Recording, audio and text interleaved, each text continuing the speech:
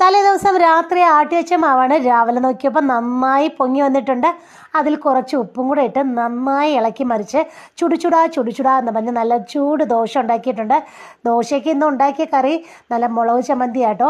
അപ്പോൾ ഇന്ന് കുറച്ച് ഫാസ്റ്റായിട്ടാണ് എല്ലാം നടത്തിയത്. കാരണം ഇന്ന് നമുക്കൊരു ഓർഡറുണ്ട്. ഇത് ആമപ്പെട്ടിയോ എലിപ്പെട്ടിയോ ഒന്നും അല്ല. ഇത് നമ്മൾ കേക്ക് കൊണ്ടുപോകാൻ വേണ്ടി സെറ്റ് ചെയ്ത പെട്ടിയാണ്. അകത്ത് തുറന്ന് നോക്കിയപ്പോൾ കേക്ക് ഇല്ല, പറ്റിപ്പോയി. കേക്ക് ഇതിൻ്റെ അകത്തേ അല്ല, കേക്ക് നമ്മൾ പുറത്ത് സെറ്റ് ചെയ്ത് വെച്ചേക്കാണ്. അപ്പോൾ കേക്ക് ഇതാണ് നമ്മളുടെ കേക്ക്. ഇതൊരു ബ്രൈഡൽ കേക്ക് ആട്ടോ. സോറി, ഇതൊരു വെഡ്ഡിങ് കേക്കാണ്. ഞാൻ എന്താണ് പറയണമെന്ന് അറിഞ്ഞൂടാ. ഇതൊരു വെഡ്ഡിങ് കേക്കാണ്. ഇതൊരു ക്രിസ്ത്യൻ വെഡ്ഡിങ് കേക്ക് ആട്ടോ. അപ്പോൾ അവർ നേരത്തെ കൂട്ടി നമുക്കൊരു പിക്ക് അയച്ചു തന്നിട്ടുണ്ട്. അപ്പോൾ അതിൻ്റെയൊക്കെ മോഡൽ കുറച്ചും കൂടെ ഭംഗി കൂട്ടി ചെയ്തതാണ്.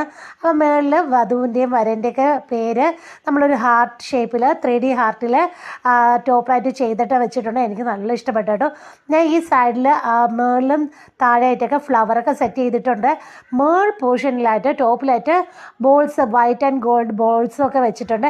എന്നിട്ടും എനിക്ക് മതിയായില്ല. എന്നിട്ടും ഞാൻ പറയുന്നുണ്ട് ചേട്ടൻ്റെ അടുത്ത്, ഈ സൈഡിലും കൂടെ കുറച്ച് ബോൾസ് വെച്ചാലോ എന്ന്. അപ്പോൾ ചേട്ടൻ വേണ്ട, ഓവറായിട്ട് മേക്കപ്പ് വേണ്ട. അവസാനം കേക്ക് തന്നെ നമ്മളത് ചോദിക്കും, ചേച്ചി മേക്കപ്പ് കുറഞ്ഞു പോയോ എന്ന്. അതുകൊണ്ട് സോറി, മേക്കപ്പ് കൂടി പോയോ എന്ന്. അതുകൊണ്ട് ഞാൻ വെച്ച് വേണ്ട, ഉള്ളത് കൊണ്ട് തൃപ്തിപ്പെടാം. അങ്ങനെ ഈ ടൂറ്റേ കേക്ക് നമ്മൾ ബൈക്കിലാണ് കേട്ടോ കൊണ്ടുപോയത്.